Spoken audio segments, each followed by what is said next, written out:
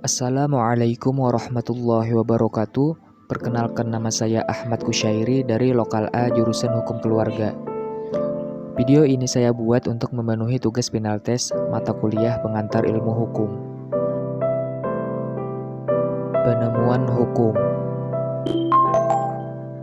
Sebuah aturan hukum tidaklah mungkin mengatur seluruh aspek kehidupan manusia secara tuntas. Bahkan, ada kalanya aturan hukum itu tidak lengkap dan tidak jelas.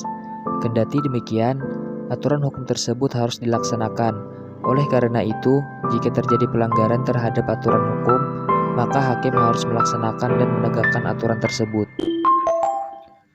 Hukum mempunyai fungsi untuk memberikan perlindungan terhadap kepentingan manusia, seluruh manusia tanpa terkecuali. Oleh karena itu, maka hukum harus dilaksanakan agar kepentingan manusia tersebut dapat terlindungi. Dalam pelaksanaannya, hukum dapat berlangsung secara normal dan damai, akan tetapi dapat juga terjadi pelanggaran-pelanggaran hukum dalam prakteknya. Dalam hal ini, hukum yang telah dilanggar itu harus ditegakkan. Kaidah hukum dan kaidah sosial. Kaidah hukum merupakan kaidah yang memiliki sanksi tegas. Kaidah hukum ialah kaidah yang mengatur hubungan atau interaksi antar pribadi, baik secara langsung atau tidak langsung. Oleh karena itu, kaidah hukum ditunjukkan untuk kedamaian, ketentraman, dan ketertiban hidup bersama.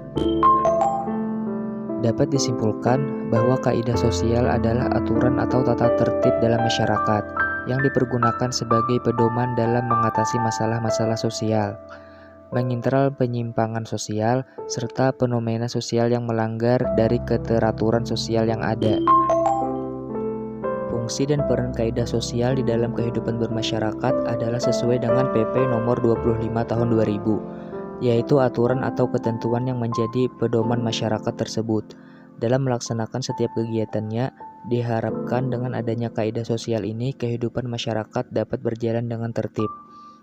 Kaidah sosial menjadi aturan hukum lain di samping hukum nasional, yang berupa hukum perdata, hukum pidana, ataupun aturan-aturan hukum yang lainnya, dengan harapan dapat melengkapi ataupun menjadi hukum yang lebih jelas bagi kalangan tertentu.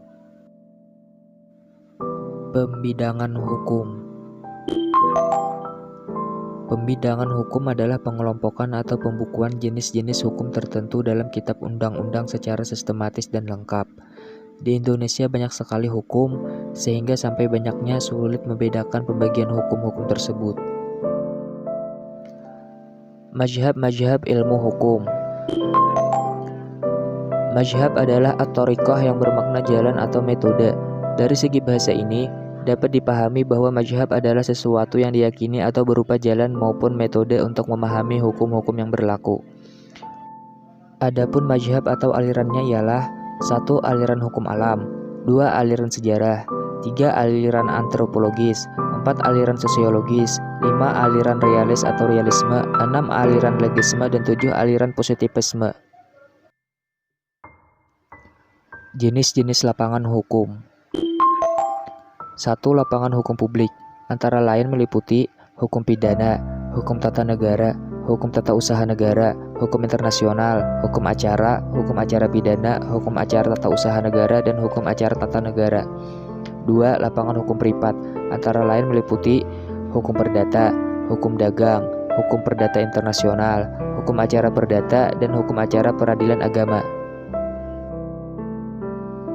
Kodifikasi dan unifikasi hukum.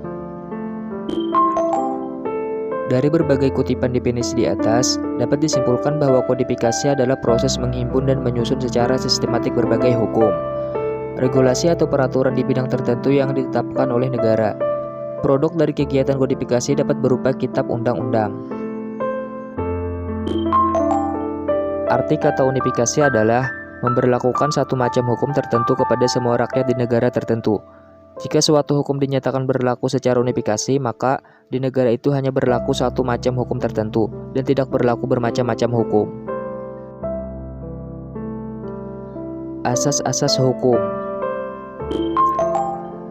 Asas hukum adalah pikiran dasar yang terdapat dalam hukum konkret atau di luar peraturan hukum konkret, bahwa semua orang dipandang sama hak, harkat dan martabatnya di mata hukum.